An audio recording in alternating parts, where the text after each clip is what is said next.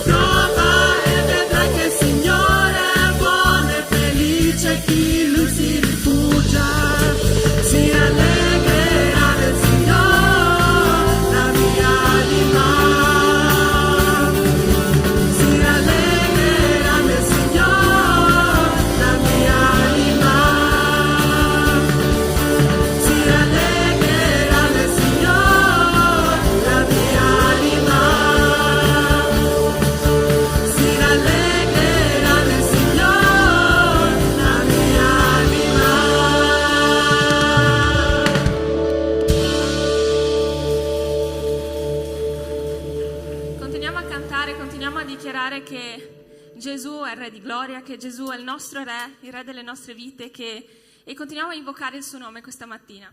Amen.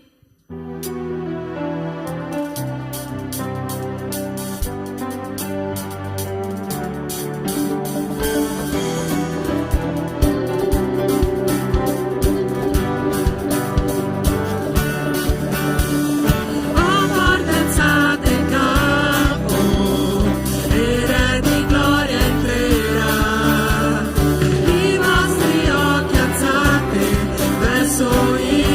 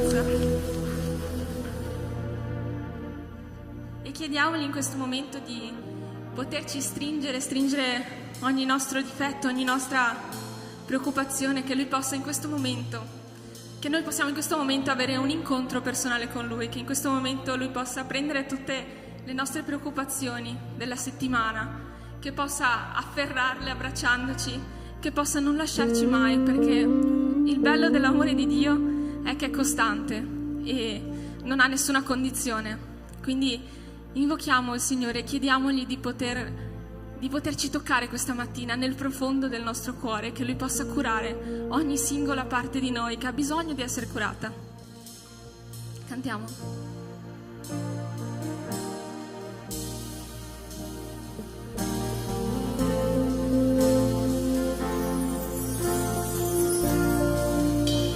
Stringimi, oh Signore,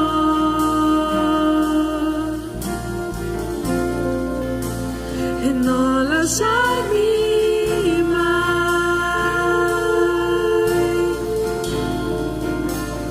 Io mi dono a te, Gesù, a te che vero amico sei. Non la cerco più,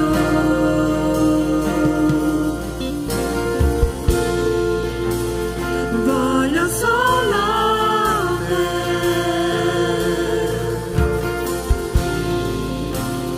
Di supplirti mai potrà, brucia il fuoco del tuo amore. Mostrami la via ed io ti seguirò.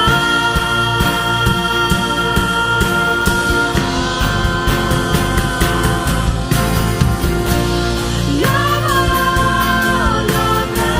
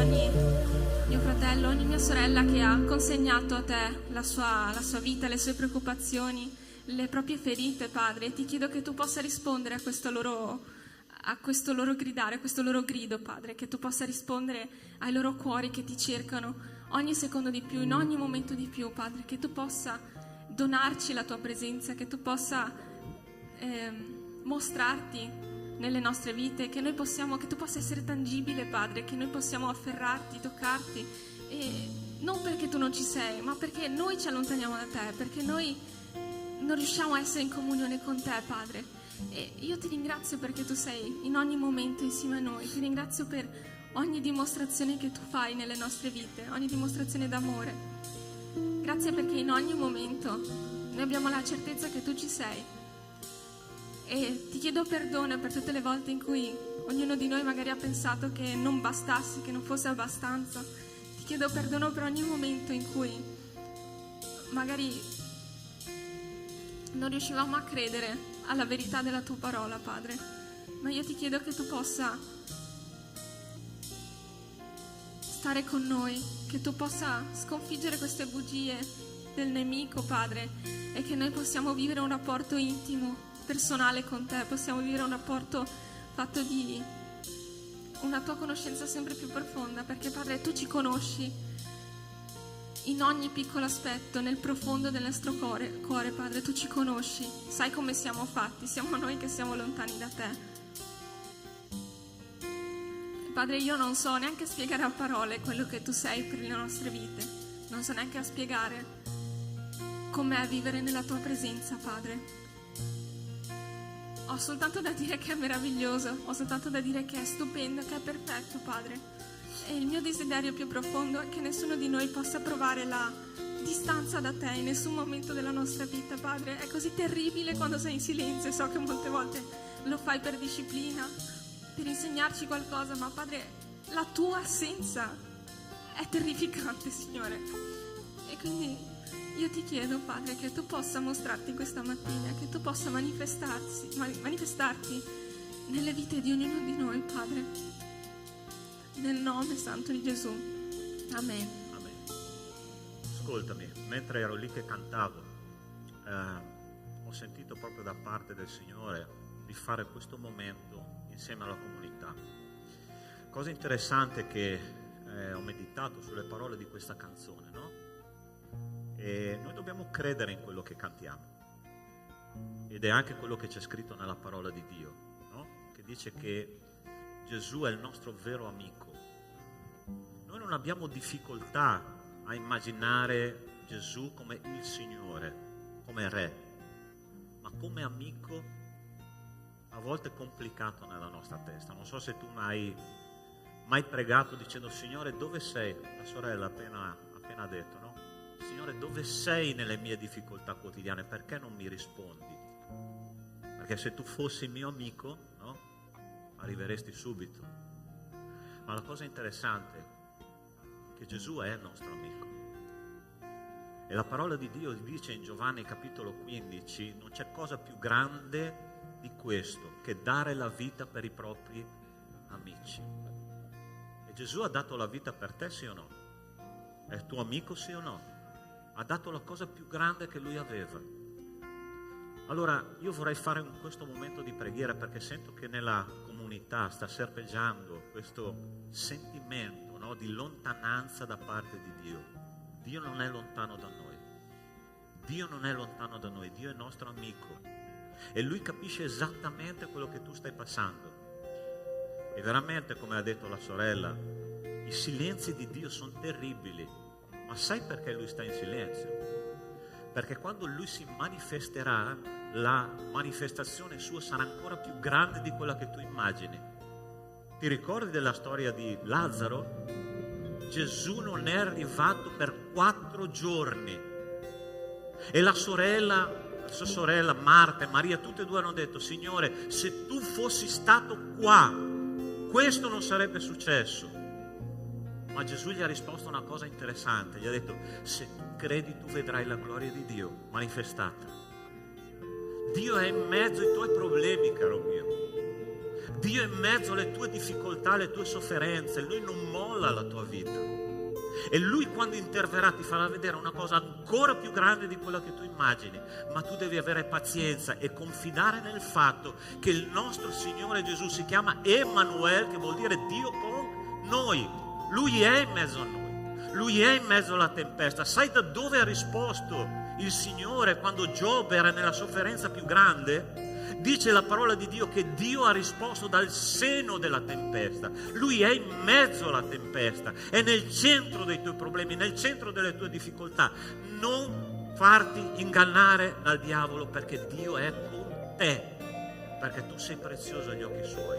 Tu passerai per il fuoco, tu passerai per le acque, ma le acque non ti sommergeranno e il fuoco non ti consumerà, come non ha consumato Daniele, non ha consumato i suoi amici nella fornace ardente di Babilonia. Il Signore li ha tratti fuori dalla tempesta, li ha tratti fuori dal fuoco e gli ha detto: ci sono 4 persone, ne ho viste andare dentro 3, ma ce ne sono 4, e sai perché? Perché Cristo era in mezzo a loro.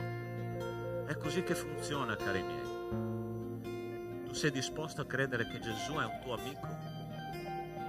Aspettalo, perché Lui arriva, perché Lui si manifesterà, ma noi dobbiamo avere fiducia in Lui.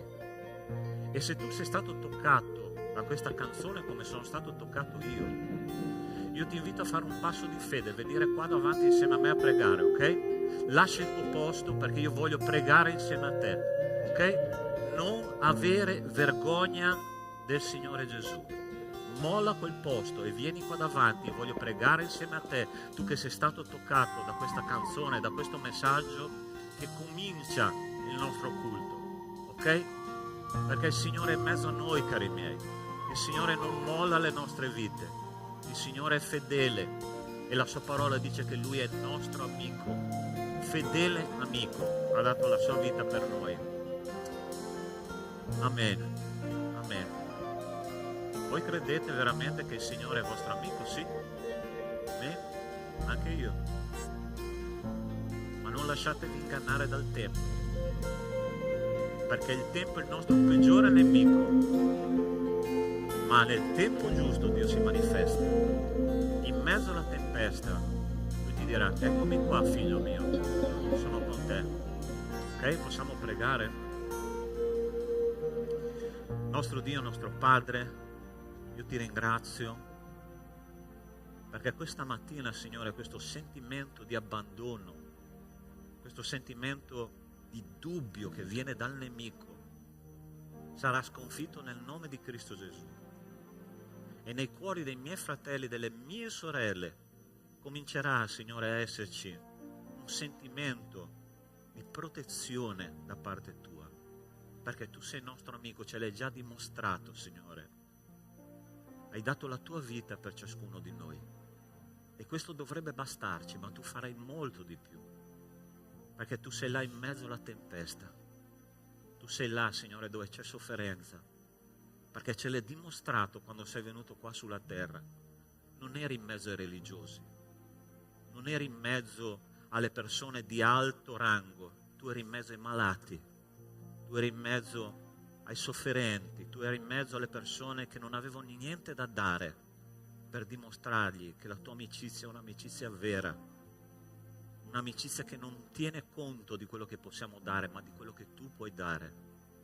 Signore, entra nelle nostre fatiche, nei nostri dubbi, nelle nostre ansie e guarisci, Signore, la nostra anima. Abbiamo bisogno di te. Riempi col tuo spirito, Signore, le nostre anime. Nel nome di Cristo Gesù.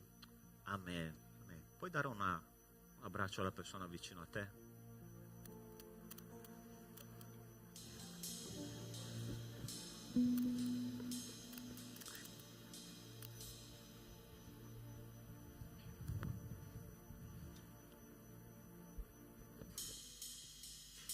Sono sicura che questa sera il Signore ha ancora, questa mattina, il Signore ha ancora tanto da dirci.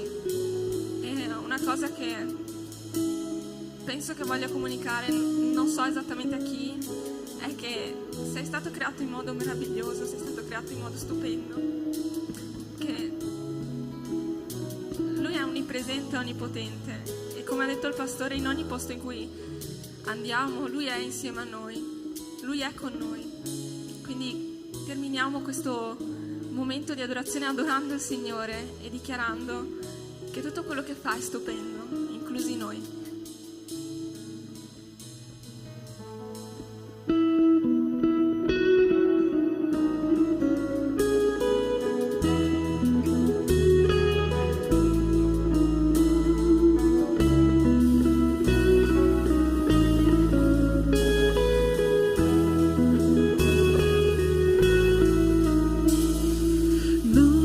Nascosto ai tuoi occhi, la notte per te come giorno si fa, la tua conoscenza senza limiti, non posso vivere lontano dai tuoi sguardi, dove potrei nascondermi, ovunque cammino tu ci sei già.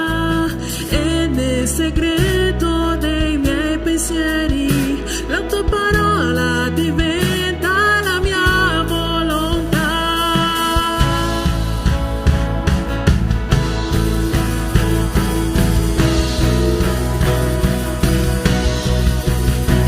Ti adoro perché so che mi hai creato, mi hai fatto in modo stupendo. Tutto quello che fa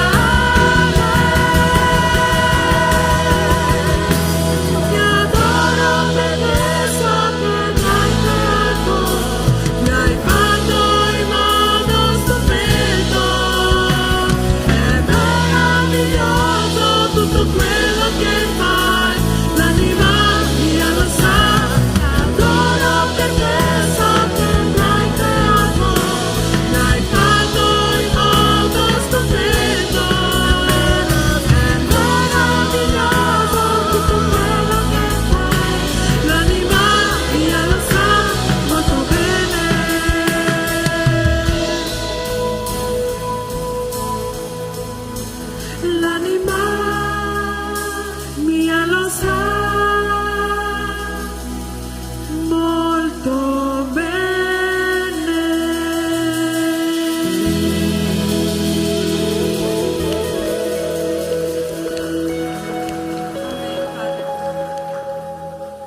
Ti ringrazio di nuovo, Padre, per questa mattina e ti chiedo in questo momento di, continuando il Salmo 139, Padre, che tu possa esaminarci, che tu possa prenderci per mano e guidarci lungo la via eterna, Padre, che tu possa parlarci attraverso il pastore, le sue parole, Padre, che possono essere le tue e che tu possa di nuovo esaminarci e accompagnarci verso la via eterna, Padre. Ti ringrazio per la tua presenza qui oggi, Signore, nel nome santo di Gesù. Amen.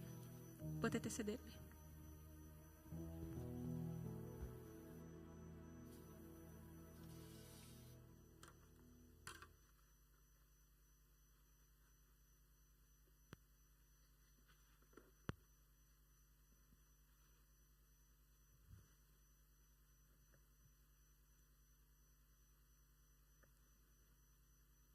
Ok, abbiamo cominciato in queste settimane a meditare sulla lettera agli Efesini, no? La lettera agli Efesini è considerata la lettera più profonda che l'Apostolo Paolo ha scritto alle chiese, no? Provate solo a pensare che un famoso predicatore del secolo scorso di nome Martin Lloyd Jones, facendo un commentario della lettera agli Efesini, sui 6 versetti che noi mediteremo stamattina, lui ha scritto 140 pagine di commentario, quindi noi dovremmo restringerlo in circa 30 minuti, perciò cercheremo di fare il massimo possibile, ma soprattutto estraendo i principi più importanti che questa lettera ci insegna. Okay? Lettera agli Efesini, i primi 6 versetti, dice così: Paolo apostolo di Cristo Gesù per volontà di Dio, ai santi che sono in Efeso e ai fedeli in Cristo Gesù. Grazie a voi e pace da Dio nostro Padre e dal Signore Gesù Cristo. Benedetto sia il Dio e Padre del nostro Signore Gesù Cristo, che ci ha benedetti di ogni benedizione spirituale nei luoghi celesti in Cristo.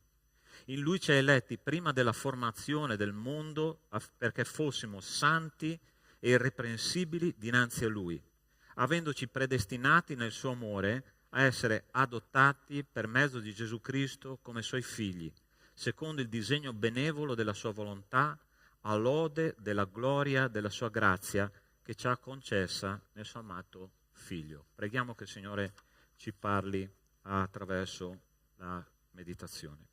Nostro Dio, nostro Padre, grazie Signore per questo momento di lode, di adorazione, insieme al nostro gruppo. Signore, adesso è il momento, Signore, in cui Tu parlerai al Tuo popolo. Abbiamo parlato a Te, adesso Tu, Signore, parla al Tuo popolo. E Ti chiediamo, Signore, che la Tua parola sia interpretata alla Tua volontà e secondo la necessità della Chiesa, attraverso lo Spirito Santo di Dio. Te lo chiediamo nel nome di Cristo Gesù. Amen. Amen. La prima cosa che ci insegna questo testo, proprio nei primi versetti, dice che noi siamo stati benedetti di ogni benedizione spirituale nei luoghi celesti in Cristo. Ok?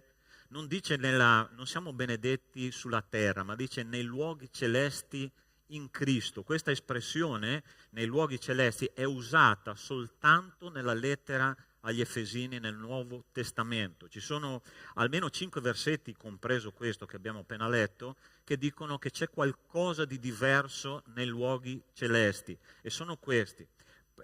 Efesini capitolo 1 versetto 20 dice: questa potente efficacia della sua forza egli l'ha mostrata in Cristo quando lo risuscitò dai morti e lo fece sedere alla propria destra nei luoghi celesti.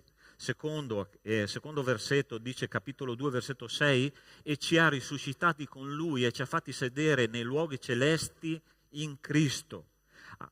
Capitolo 3 versetto 10 dice, affinché i principati e le potenze nei luoghi celesti conoscano oggi per mezzo della Chiesa la infinitamente varia sapienza di Dio, capitolo 6, versetto 12, dice: il nostro combattimento non è contro carne e sangue, ma contro i principati, contro le potenze, contro i dominatori di questo mondo di tenebre, contro le forze spirituali della malvagità che sono nei luoghi celesti, dice la parola di Dio. Cari miei, quindi quando la parola di Dio nella lettera degli Efesini ci parla dei luoghi celesti, è perché là succedono tante cose che noi non vediamo qua sulla terra, ma che là veramente noi dobbiamo andare a risolvere. Ossia, il nostro combattimento non è qua sulla terra, non è contro tua moglie, non è contro tuo marito, non è contro il tuo datore di lavoro che ti punta il dito perché hai fatto il lavoro fatto male, no. Il nostro combattimento, dice la parola di Dio, è nei luoghi celesti in Cristo. E quando noi cominciamo a vedere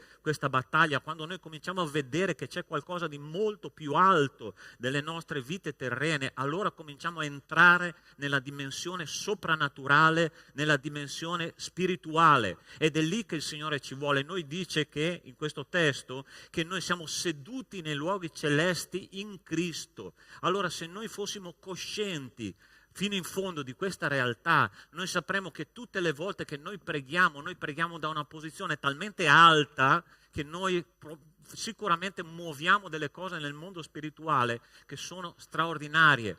La regina d'Inghilterra al tempo del XVI secolo, c'era al suo tempo, al tempo della Riforma, c'era un predicatore che si chiamava John Knox, che lui aveva ben presente dove lui era seduto, ossia nei luoghi celesti in Cristo. E quando pregava, dice la regina d'Inghilterra, che lei temeva più le preghiere di John Knox che un esercito intero che si accampasse attorno alla sua nazione. Perché? Perché John Knox pregava con la consapevolezza di chi lui era, ma soprattutto di dove lui era, ossia nei luoghi celesti in Cristo. E noi dobbiamo andare a combattere là la nostra battaglia, dobbiamo pregare da quella posizione coscienti di chi noi siamo, ossia figli di Dio, amati e glorificati insieme a Lui. E la parola di Dio ci dice che noi siamo benedetti di ogni benedizione spirituale nei luoghi celesti in Cristo. Ossia, dov'è che devo andare a prendere le mie benedizioni? Nei luoghi celesti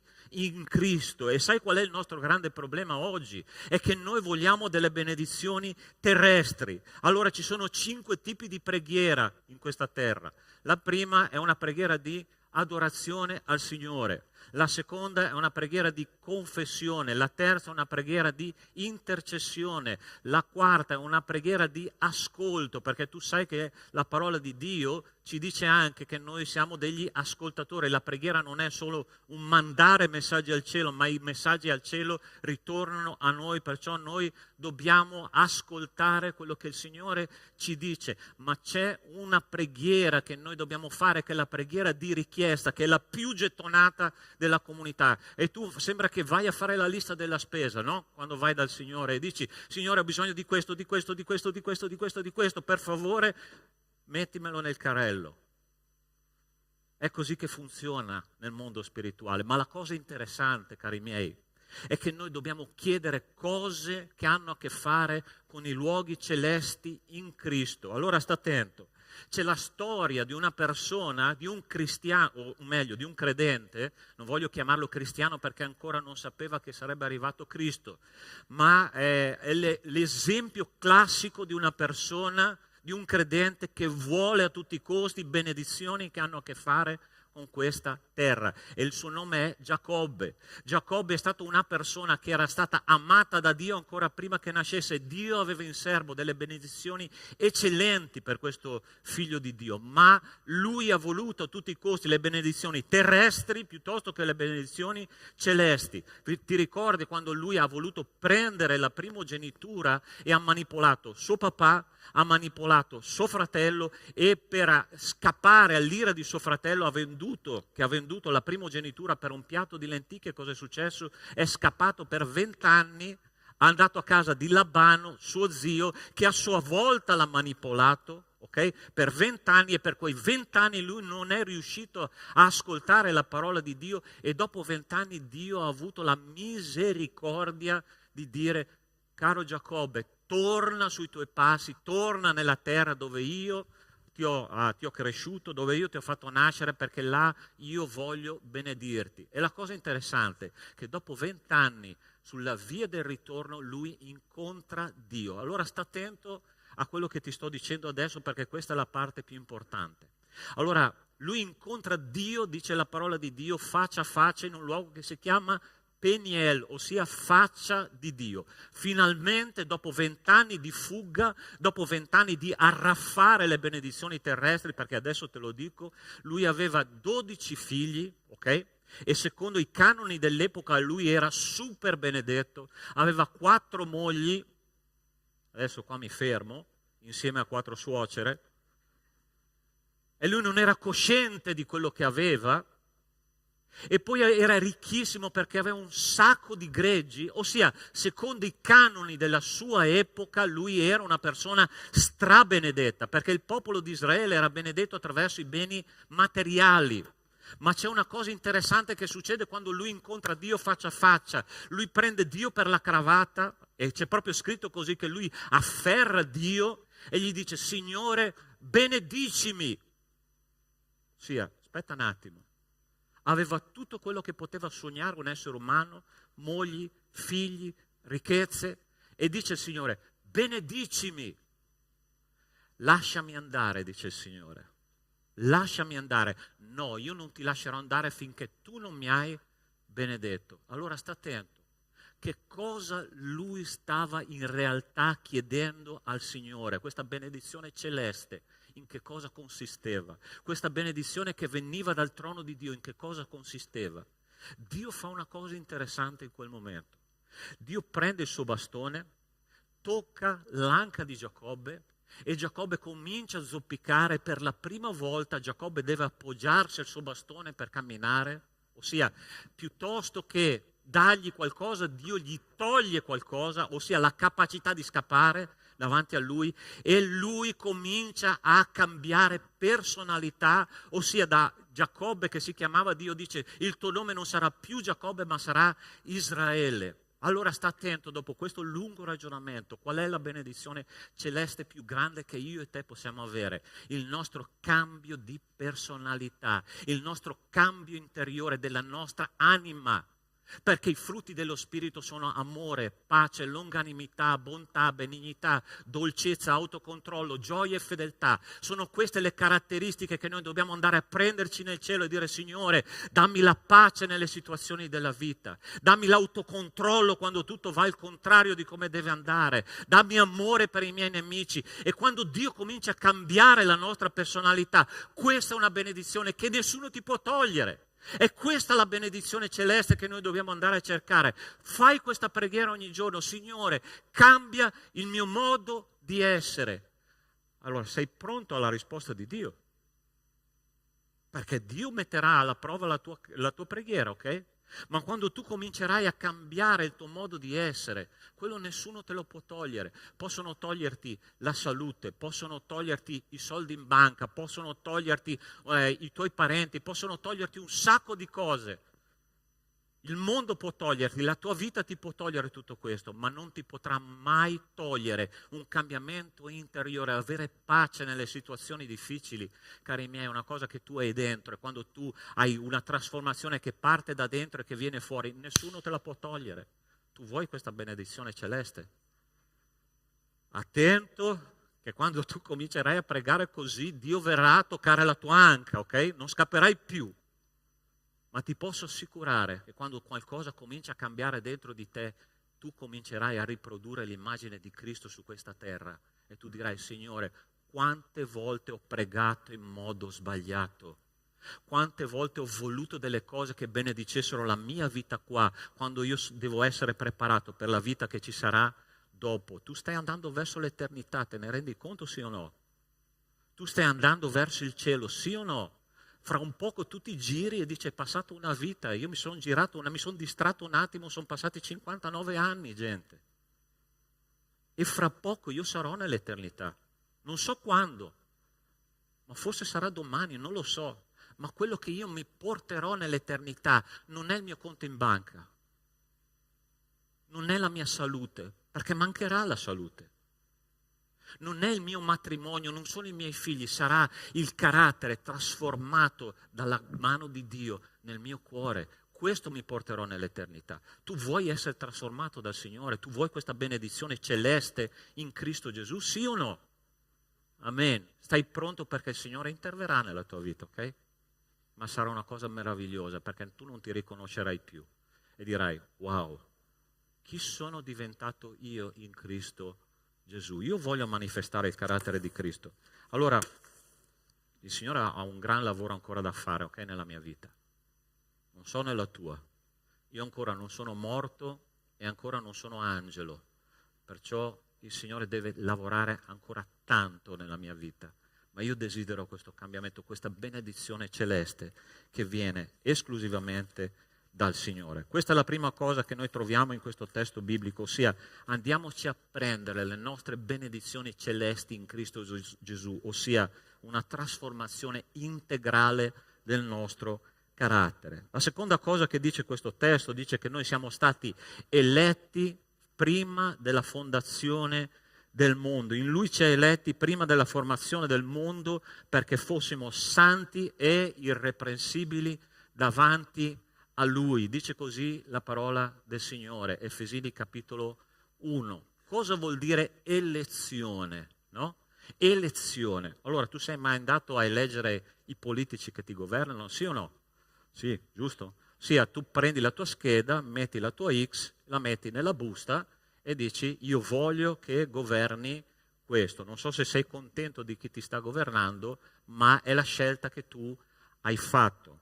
Allora sta attento, nell'eternità, prima ancora che il mondo fosse formato, perché è così che dice questo testo, prima ancora che Cristo facesse una minima cosa che potesse iniziare il tempo dell'universo, lui ha detto che ci ha eletti in Cristo Gesù. Ossia, Cristo è andato nell'urna elettorale, ha guardato il mio nome, il tuo nome, ha messo una X, l'ha messo nella busta e ha detto io voglio questo nella mia squadra.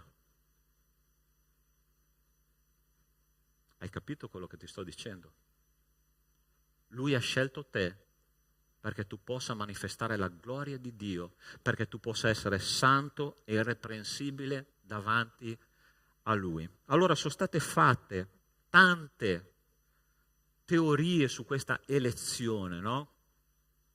Ci sono almeno due opposti, no? L'elezione dice tutti sono salvati, ossia tutti gli esseri umani sono salvati attraverso il sacrificio di Cristo. Questo si chiama universalismo, ok? Noi non crediamo nell'universalismo. C'è anche l'altra corrente che è esattamente l'opposto, che è il calvinismo estremo, ossia Dio decide chi va all'inferno e chi va in paradiso. Si chiama predeterminazione. L'elezione è tutta un'altra cosa. La prima cosa che io conosco e credo nella parola di Dio è che Lui vuole che tutti gli uomini siano salvati e che giungano alla conoscenza della verità. Credi anche tu in questo? Sì o no? Perché altrimenti sarebbe inutile andare a evangelizzare le persone, ok? Perché Dio già manderebbe, non ci sarebbe bisogno di pregare, non ci sarebbe bisogno di parlare di Dio agli altri. Perché? Perché Dio ha predeterminato chi va in paradiso e chi va all'inferno. Ma la parola di Dio esattamente ci dice che noi dobbiamo andare da tutti gli uomini e fare discepoli tutti i popoli per la gloria e l'onore del nostro Signore. Ma quello che ci vuole dire il Signore attraverso questo testo biblico, l'elezione è un'altra cosa. L'elezione significa che Lui ha scelto me e ha scelto te perché potessimo manifestare la gloria del Signore su questa terra. E noi siamo, dice la parola di Dio, ambasciatori di Cristo. Ti basta questo? Ti basta essere un ambasciatore? Perché essere ambasciatore, ossia essere rappresentante ufficiale di Cristo su questa terra, è un privilegio.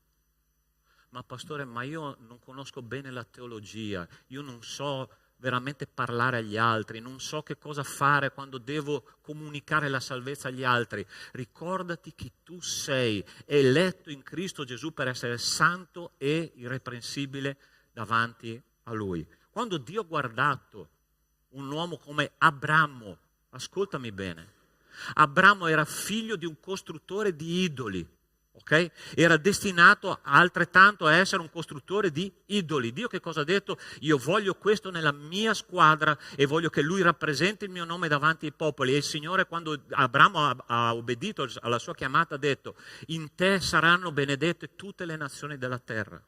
E quando Dio ha guardato Mosè, ha detto: io voglio questo nella mia squadra. Ma se è un assassino, ma se è un arrogante, tu sai che lui per 40 anni è stato in Egitto ed era il re dei re e lui era destinato a diventare un faraone. Il Signore l'ha preso, l'ha messo a fare l'allevatore di bestiame per 40 anni e quando lui finalmente ha battuto per terra la sua arroganza, il Signore ha detto: adesso tu sei pronto per andare a guidare il mio popolo. E Dio l'ha trasformato attraverso una trasformazione radicale del suo essere.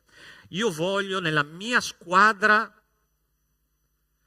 ci voglio una persona come Matteo, legato e aggrappato al denaro, il pubblicano. E quando Gesù è arrivato lì gli ha detto: Matteo, seguimi. Lui ha mollato il denaro, ha cominciato a seguire Cristo e la sua personalità è stata trasformata. Che meraviglia, gente!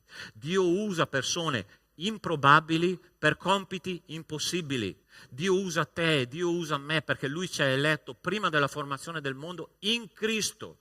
Quando tu pensi di non valere nulla, ricordati che cosa Dio ha fatto ancora prima di formare il mondo, ossia ti ha scelto per essere luce in mezzo alle tenebre, sale dove non c'è sapore, persona che fa la differenza nella sua generazione. Ti basta questo amore di Dio? Amen, Chiesa. Mi sembrate un po' un bel caffè napoletano la mattina di quelli strong, ok? Mi raccomando, spero solo che sia attenzione, che non sia sonno, ok? Ma l'elezione è proprio questo, noi siamo stati scelti per questo. Gesù dice in 1 Corinzi capitolo 1 versetto 27-29, Dio ha scelto le cose, come dice lì, pazze del mondo per svergognare i sapienti. Dio ha scelto le cose come deboli del mondo per svergognare le forti. Dio ha scelto le cose ignobili del mondo e le cose disprezzate, anzi le cose che non sono, per ridurre a niente le cose che sono, perché nessuno si vanti davanti di fronte a Dio. Chi è la cosa ignobile? Chi è la cosa debole? Chi è la cosa senza forza? Siamo io e te, che il Signore ci ha scelto per essere differenza nella nostra generazione. La parola di Dio che noi si dice che noi siamo stati eletti prima ancora della fondazione del mondo. Allora sta attento. Noi siamo stati eletti nella prescenza di Dio. Allora sta attento come io intendo la cosa. Dio ha guardato la striscia, una volta, no? C'erano ai miei tempi, ai tempi dei dinosauri, c'erano i fumetti a strisce, ok? Ossia, oggi i fumetti tu li leggi sul tablet. Una volta c'erano i fumetti a strisce, ti ricordi, Walter? Solo io e te ci ricordiamo, mi sa, sta roba. Ossia, lui vede davanti a sé, Dio vede davanti a sé la nostra vita intera, dalla nascita alla morte, come una striscia a fumetti. Okay? E lui sa esattamente in quale punto della storia noi avremo peccato. Tu hai peccato come me fino ad oggi, sì? E come? Tu pensi che questo abbia limitato l'amore di Dio e l'elezione di Dio nella tua vita? Lui ha visto tutti i pensieri negativi, lui ha visto tutte le azioni sbagliate, lui ha visto tutti i tradimenti che noi abbiamo fatto, lui ha visto tutte le porcherie che noi abbiamo pensato.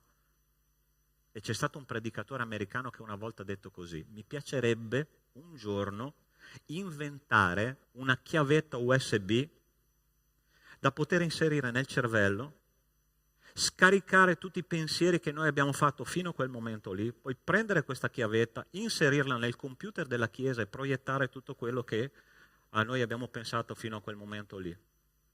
Io penso che se noi facessimo così, né io né tu ci ripresenteremo mai più in questa Chiesa. Sei d'accordo con me?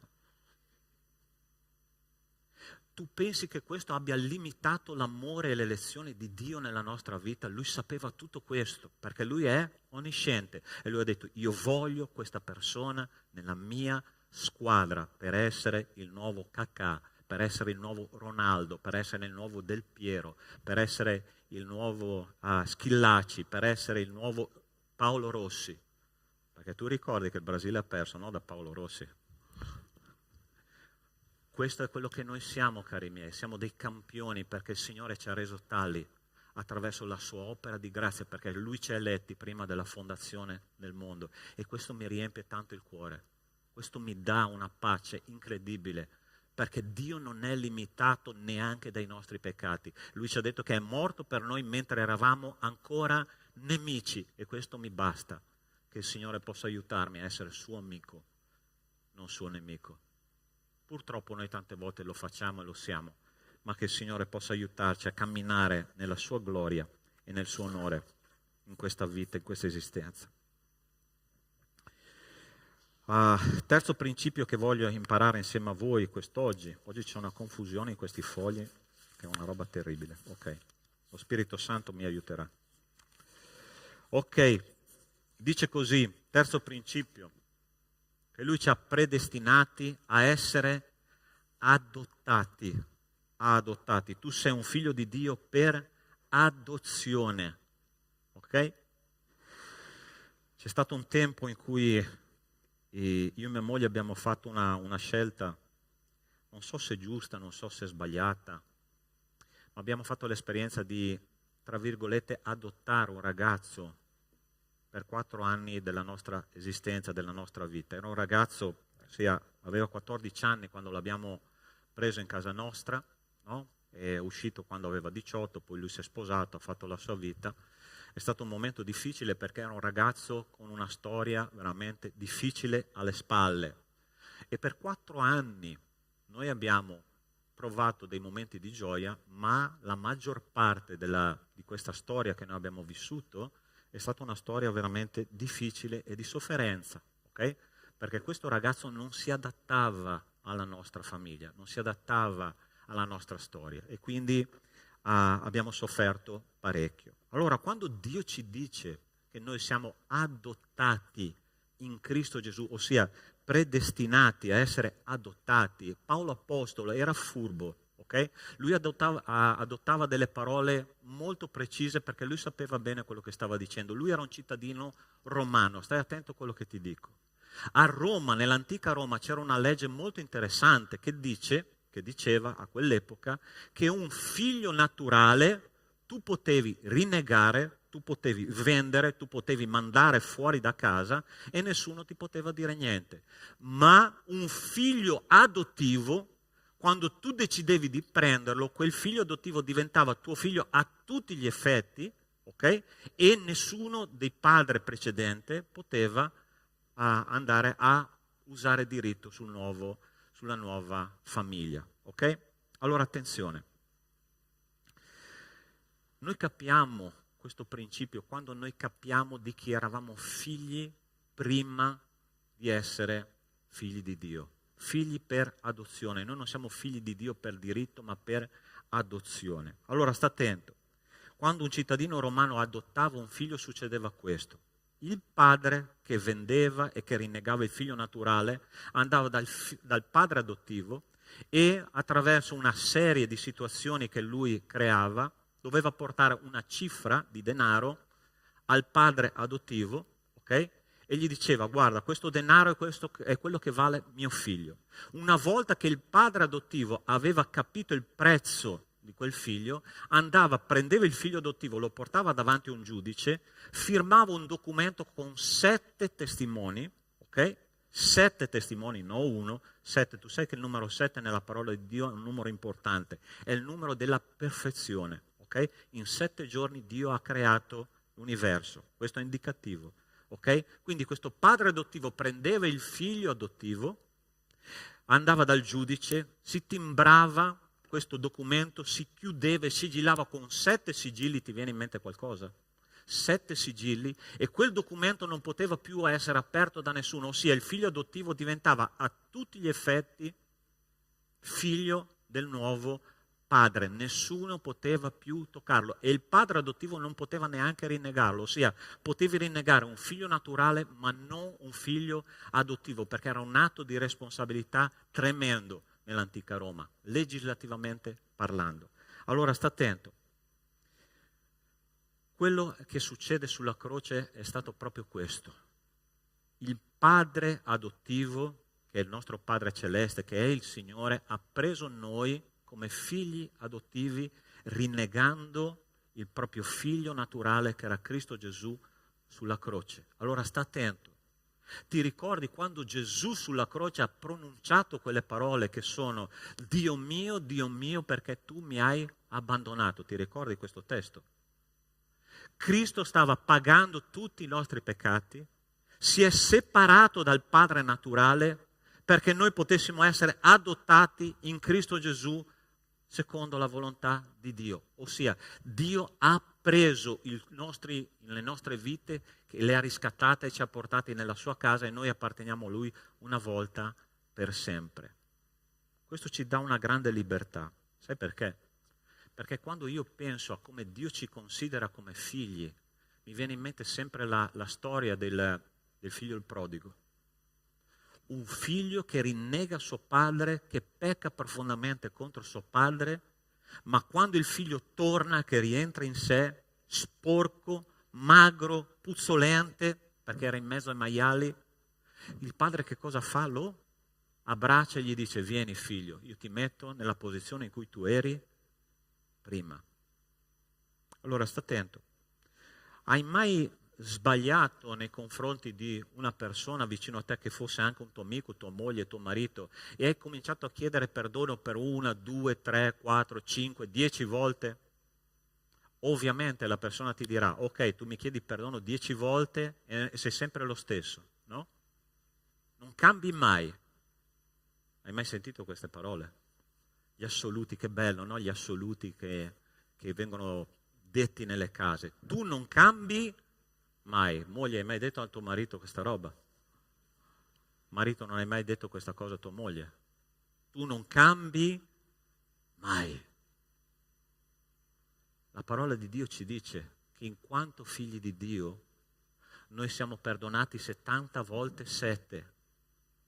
Possiamo tornare tutte le volte che vogliamo dal nostro Padre e dire: Signore, ho sbagliato anche questa volta. Entra nella gioia del tuo Signore, perché tu sei mio figlio e nessuno ti può togliere dalla mia casa. Io ti ridò l'anello al dito, ti metto i sandali ai piedi, ti metto un abito pulito, perché tu sei mio figlio in Cristo Gesù, eletto prima della fondazione del mondo. È questo che funziona nel mondo spirituale. Noi abbiamo la libertà di tornare a Dio e di dire: Signore, riparti insieme a me, riconsidera le mie difficoltà, aiutami a camminare nelle tue vie. Lui ti accoglierà 70 volte 7, ossia all'infinito. Lui ti dirà: vieni figlio, e ricominciamo da capo, perché tu sai una cosa. Allora sta attento, perché questa è una verità che tu non devi pagare per averla, ok? Perdono è una cosa e Dio ti perdona, ma perdono senza libertà non è niente. Io posso essere perdonato, ma quando io torno alla casa del mio papà e Lui mi dà la libertà di nuovo di rapportarmi con Lui nel modo in cui mi rapportavo prima, questo è meraviglioso, perché Dio non ci mette mai da parte, Dio non ci mette mai in ultima fila, e il Signore dice: io ti rimetto nella posizione di prima. Questo è il perdono che io voglio, questo è il rapporto filiale che io voglio col mio papà celeste. È questo che c'è scritto nella parola di Dio, dice: avendoci predestinato nel suo amore a essere adottati per mezzo di Gesù Cristo. È questo che dice la parola del Signore. C'è un'ultima slide lì? Dice così: Dio ha vivificato anche voi che eravate morti nelle vostre colpe e nei vostri peccati, a quali un tempo vi abbandonaste seguendo l'andazzo di questo mondo, seguendo il principe della potenza dell'aria. Prima di essere figli di Dio noi eravamo figli del... Tu sei convinto di questo? Figli del? Buongiorno. Figli del? Sì. Sai quando è che tu apprezzi l'adozione di Cristo? Quando tu sei cosciente di cosa eri prima. Allora attento. Noi non siamo brave persone che abbiamo bisogno dell'amore di Dio. Perché la parola di Dio dice un'altra cosa. Dice che noi eravamo radicalmente corrotti dal peccato e nemici di Dio. E dice questo testo che noi eravamo morti, seguendo per natura il principe della potestà dell'aria. Ma a un certo punto della nostra storia Dio è intervenuto, ci ha rivendicati come suoi figli e ci ha detto: io voglio te nella mia squadra, io voglio te come una persona che rappresenta il mio nome qua sulla terra. Tu sei mio figlio amato, io sono tuo amico, cammina insieme a me. È così che ti dice la parola di Dio. Predestinati a essere adottati. Gesù è il tuo fratello maggiore, Dio Padre è il tuo papà celeste e lo Spirito Santo è la tua, tra virgolette, mamma, è quella che ti accompagna ogni giorno nelle sfide della vita, che ti riempie il cuore con il suo amore e con la sua grazia. Il nostro Consolatore è ogni giorno con noi. Tu vuoi veramente vivere queste realtà spirituali che ci sono descritte in questi 6 versetti? Sì o no? Eletti prima della fondazione del mondo, adottati in Cristo Gesù, amati a causa del sacrificio di Cristo. È questo che la parola di Dio ci insegna. Tu hai la libertà di tornare al Signore, tu hai la libertà di andare a Dio per essere veramente suo figlio adottivo attraverso il sacrificio di Cristo. Io voglio pregare insieme a te in questo momento. Allora sta attento. Dio ha scelto le cose pazze del mondo per svergognare le intelligenti. Dio ha scelto le cose inutili di questo mondo per farle diventare utili per l'opera di Dio. Dio ha scelto le cose che non sono per svergognare coloro che sono, coloro che pensano di essere. E guarda bene, quelle cose pazze siamo noi. Dio vuole usarti per la sua gloria. Dio vuole usarti per la sua opera qua sulla terra. Quando noi andiamo davanti a Dio a chiedere delle cose, la priorità che noi dobbiamo chiedere è questa: Signore, cambia il mio essere. Questa è la benedizione che è nei luoghi celesti in Cristo per me e per te. Ricordati sempre quello che ha detto Gesù: occupatevi prima del regno e della giustizia di Dio e tutto il resto sarà aggiunto. Tu credi che Dio può fare questo? Dio può fare questo. Comincia a chiedere a Dio di cambiare il tuo carattere, di cambiare il tuo modo, di cambiare le tue priorità, perché noi dobbiamo essere santi e irreprensibili davanti a Dio. Lascia che il Signore entri nel centro della tua priorità e che Lui possa cominciare a cambiare il tuo modo di pensare. Io mi ricordo, lasciami testimoniare questo, un'ultima cosa. Io mi ricordo nel 2010, quando è morta mia mamma. E mia mamma è partita per l'eternità dopo 3 mesi circa di agonia. Aveva una leucemia fulminante, ok? E ovviamente io, come figlio di Dio, sempre andavo al Signore a chiedere: Signore, guariscila, guariscila. Io so che tu puoi guarire, guariscila. Ma la cosa interessante che è successo è che Dio, in un certo momento, in una riunione di preghiera della mia chiesa, ha cambiato il mio modo di pensare, ha cambiato la mia preghiera. E il Signore mi ha detto in quella riunione di preghiera: perché tu vuoi che io la guarisca da questa vita quando io la voglio guarire da tutto? Io voglio chiamarla a me, perché così là sarà nella mia presenza per sempre. Questo è guarire una volta per sempre da tutto. E ho detto: Signore, allora che sia fatta la tua volontà. Qualche giorno dopo mia mamma è partita per l'eternità, ma io ho sentito una grande pace. Perché? Perché ho pregato secondo la volontà di Dio. Ma Dio vuole cambiare le nostre preghiere. Dio vuole cambiare le nostre priorità, ma noi dobbiamo dargli il permesso di farlo. E io voglio pregare insieme a te perché Lui possa fare con ciascuno di noi questa opera profonda. Ok? Chiudi i tuoi occhi e parla con Dio. E mentre tu preghi, pensa al privilegio che io e te abbiamo di essere eletti secondo la prescienza di Dio, di essere rappresentanti ufficiali di Cristo su questa terra, di poter cambiare il nostro carattere come Giacobbe ha cambiato il suo carattere, di poter essere luce e sale di questa terra che non conosce luce, che non sente il sapore vero della vita. Tu porti sapore dove tu sei. E in questo momento io voglio pregare insieme a te. Nostro Dio,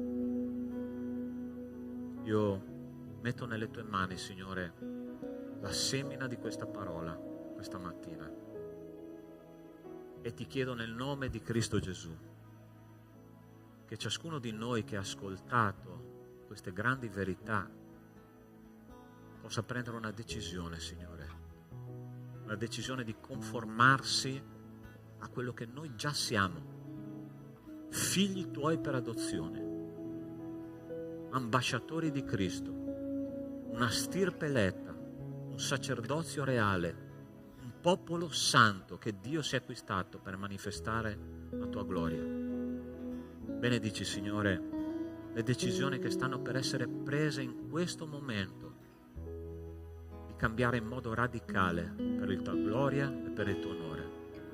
E ti chiediamo tutto questo, Signore, nel nome di Cristo Gesù. Amen. Amen. Possiamo alzarci in piedi e stiamo pronti ad adorare di nuovo il Signore in un altro modo, cantando ma anche offrendo, no? Offrendo le nostre primizie per l'opera del Signore. Non so se tu hai mai partecipato a un culto africano, no? Delle chiese africane. È molto interessante che quando loro vanno a offrire, no? Portano le buste nella urna, nella cassettina, loro cominciano a sventolare la busta, cominciano a ballare, a camminare. È una roba interessantissima. Loro sono felici, no? Di portare il meglio che hanno per l'opera del Signore. Dio ama un donatore allegro. È così che dice la parola del Signore. Cari miei, non ci portiamo le nostre buste nell'eternità, okay? Dio non ha fatto casse da morto con le tasche. Dio ha fatto la sua opera che è fatta del contributo del popolo di Dio. Una cosa che dico sempre e mi piace tantissimo pensare: col poco di tutti si fa tantissimo. Col poco di tutti si fa tantissimo. Gloria a Dio. Oggi quando sono entrato, gente, sono in maniche corte per la prima volta in 8 anni in questa sala, che io dico: Signore, gloria a Dio, stiamo bene. Sai perché? Perché il popolo di Dio ha tirato fuori dalle sue tasche quello che era necessario per comprare l'aria condizionata calda e fresca d'estate. Che meraviglia, ok? Sei stato tu a contribuire con questa opera. Che il Signore possa benedire la tua generosità. Amen.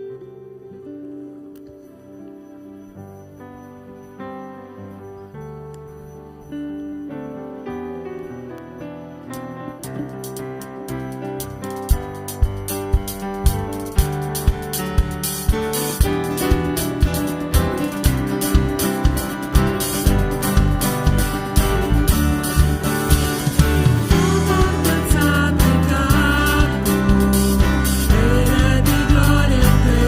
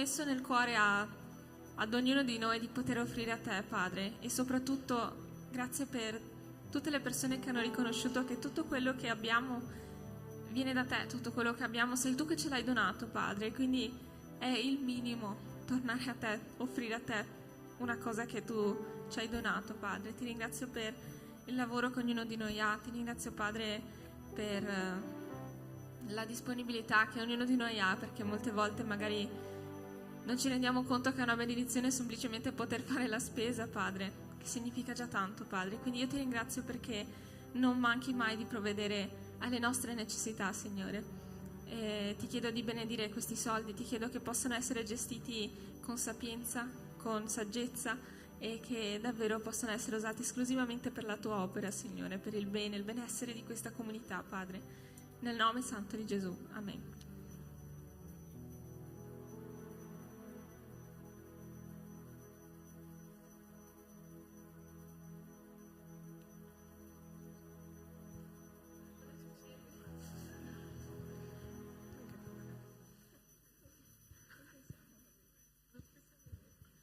No, ok, vi rubo ancora qualche minuto.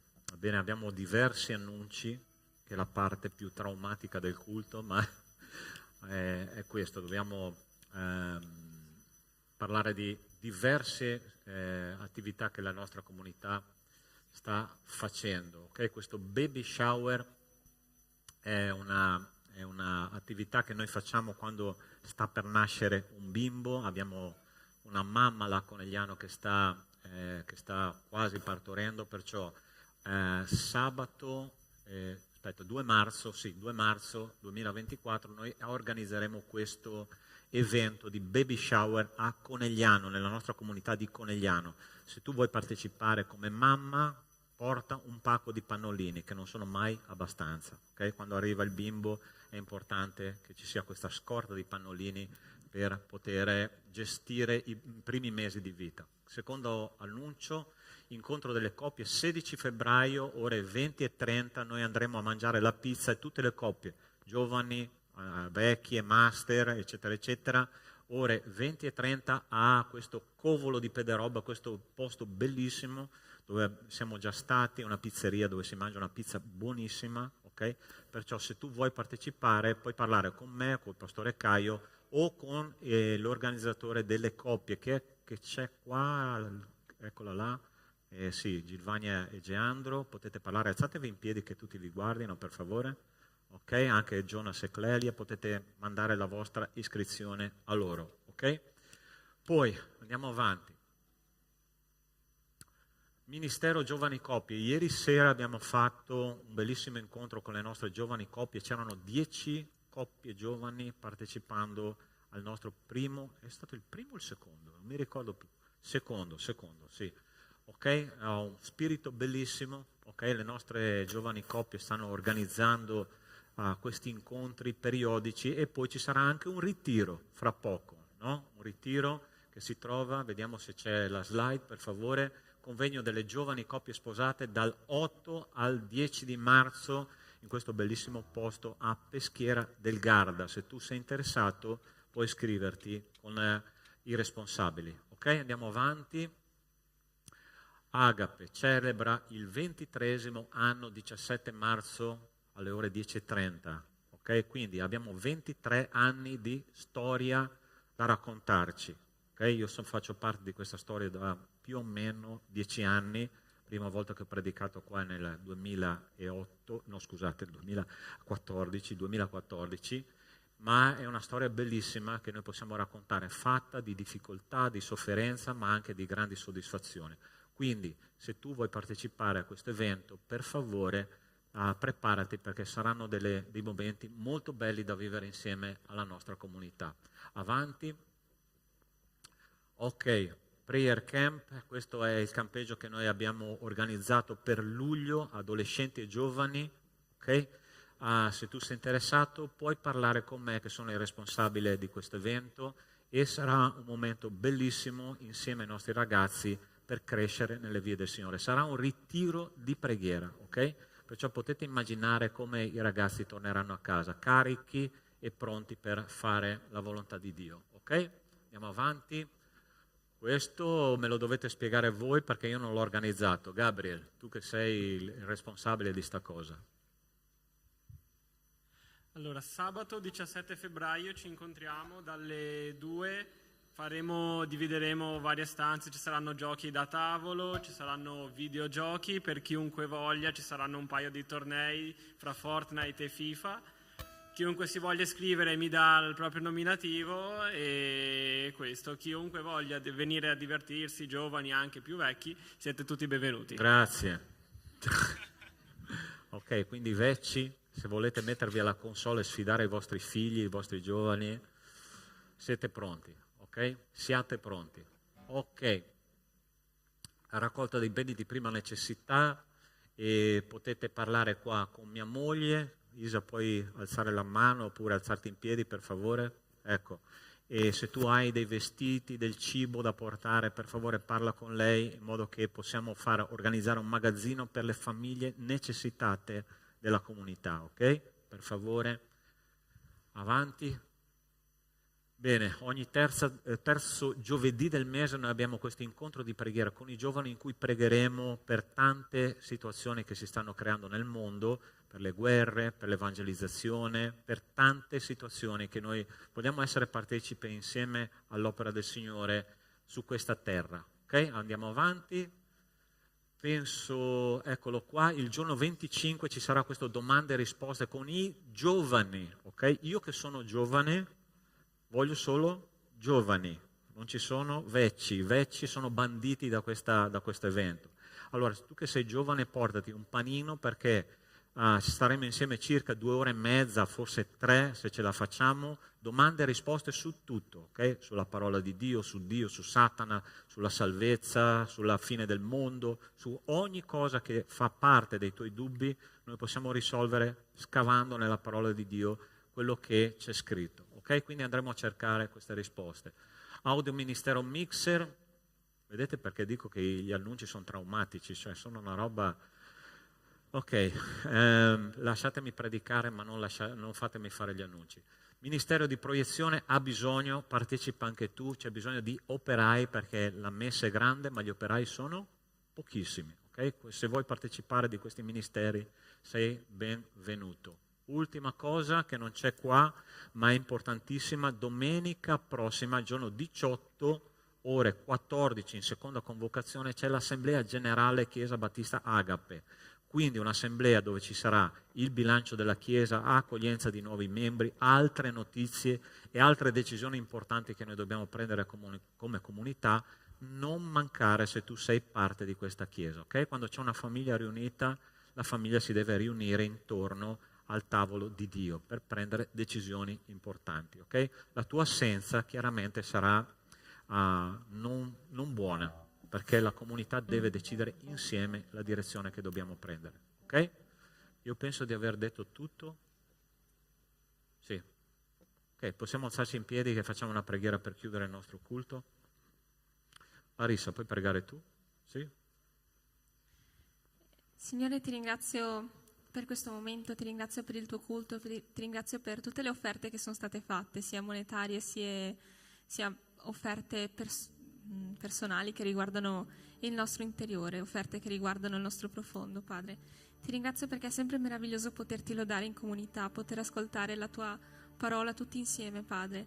Ed è molto vero che dove 2 o 3 si riuniscono, tu sei là in mezzo a loro, Padre. E io ti ringrazio perché ogni volta possiamo sentire la tua presenza, Signore. È molto rigenerante essere qua e che noi non possiamo dimenticarci di te durante la prossima settimana, durante le settimane a seguire, Padre, che davvero questa sensazione, questa presenza, questo amore che tu ci trasmetti, che noi possiamo portarcelo come convinzione nelle nostre vite, in ogni posto in cui andremo, che sia lavoro, che sia scuola, che sia nei problemi, Padre, che davvero non possiamo mai avere nessun dubbio riguardo la tua verità, riguardo la tua parola, riguardo il tuo amore, Padre. Ti ringrazio, Signore, ho soltanto da ringraziarti per questo culto, solo da ringraziarti per ogni singola persona che è qui presente, ogni singola perla preziosa che è qui oggi, Padre. Ti ringrazio perché ognuno di noi ha caratteristiche speciali, particolari, che aiutano in modo a far sì che questa comunità sia completa, Padre. E ti chiedo che davvero ognuno di noi possa seguire il piano che tu hai per le nostre vite, che ognuno di noi davvero possa essere pienamente soddisfatto in te, Padre. E sarà un percorso difficile la santificazione, sarà un percorso doloroso, Padre, ma porterà a qualcosa di molto più bello, e che possiamo sempre ricordarci che per arrivare là dove tu vuoi che noi siamo non possiamo affrontare difficoltà minori, Padre. E ti ringrazio per questo, Signore, nel nome santo di Gesù, amen. Ok, canteremo un'ultima canzone per chiudere il culto. Voi salutatevi, è il momento in cui possiamo stare davvero in comunione, salutare chi è al nostro fianco e poterci conoscere meglio.